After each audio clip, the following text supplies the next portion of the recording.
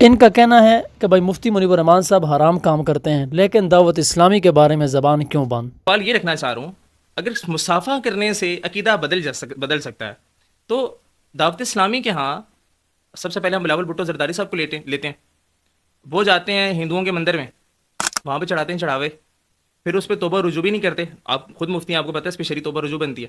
اس کے بعد وہ دعوت اسلامی کے پاس آتے ہیں، دعوت اسلامی بطور اعزازیہ ان کو امامہ شریف بناتی ہے، دستار بندی ان کی کرتی ہے۔ اسی طرح مراد شاہ صاحب،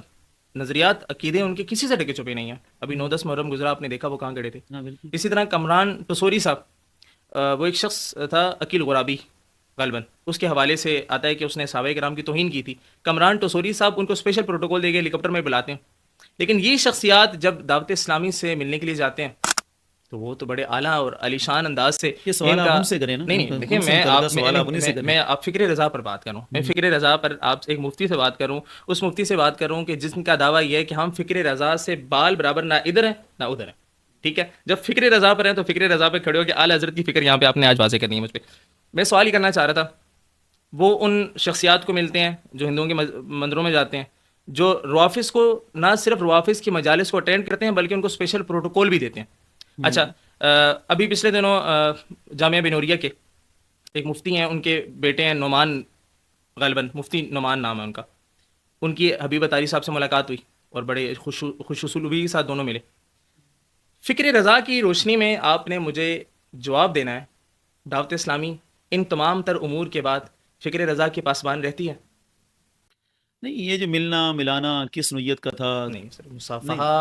مسافہ تو تھا۔ اچھا، جہاں تک بلاول بھٹو کی بات ہے نا، جی، میں نے واللہ عالم مزید اس کی تحقیق کی جا سکتی ہے، ایک ذمہ دار سے بات کی تھی، انہوں نے کہا تھا کہ یہ جب آئے تھے تو ہم نے ان کو باقاعدہ اس پر تنبیہ کر کے اور دوبارہ کلمہ پڑھا کے پھر سر یہ آپ کے سلسلہ کیا تھا۔ جو شخصیات آپ سے ملتی ہیں ان کو آپ خفیہ توبہ کیوں کروا لیتے ہیں؟ خفیہ نہیں کراتے، بس اسٹیٹمنٹ دے رہا ہوں، ان کی اسٹیٹمنٹ یہ تھی۔ نہیں اسٹیٹمنٹ، میں نے آپ سے ان کی اسٹیٹمنٹ پوچھی نہیں ہے، میں نے آپ سے فکر رضا کی اسٹیٹمنٹ پوچھی ہے۔ فکر رضا یہاں پر پوچھ رہے ہیں کہ ان سے ملاقات ہے، پہلی بات یہ ہے آپ یہ بتائیں کہ ان کے اپنے عقائد نظریات میں کہاں کہاں انہوں نے اعلیٰ حضرت کی فکر سے بغاوت کی؟ کنہوں نے؟ دعوت اسلامی والوں نے۔ سر یہ فکر رضا کے ساتھ بغاوت نہیں ہے، بدمزگوں کے ساتھ اٹھ بیٹھ رہے ہیں، اعلیٰ حضرت نے جن کو قادیانیوں سے بدتر لکھا ہے، مفتی اعظم پاکستان ان کی مجلسوں میں بیٹھ رہے ہیں۔ وہ مفتی اعظم صاحب کا مسئلہ کافی ہو گیا، میں نے آپ کو بتا دیا، ہم اس کو ڈسکس کرتے ہیں۔ دعوت اسلامی والے ہیں،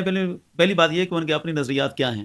ان کے اپنے نظریات، اپنے معتقدات وہ بار بار بیان کر چکے ہیں، اس میں کوئی ایسی بات نہیں ہے، ٹھیک ہے، ان کے اپنے نظریات میں، اپنے معتقدات میں، اپنے اصول و فروع میں وہ فکر رضا کے پابند۔ تو ناظرین، آپ نے سن لیا جو کچھ بھی انہوں نے مفتی منیب الرحمان صاحب کے حوالے سے کہا، لیکن دعوت اسلامی کے بارے میں کچھ نہیں کہہ رہے۔ اگر ویڈیو اچھی لگے تو چینل کو سبسکرائب، ویڈیو کو لائک اور کمنٹس باکس کے اندر اپنی رائے کا اظہار ضرور کریں۔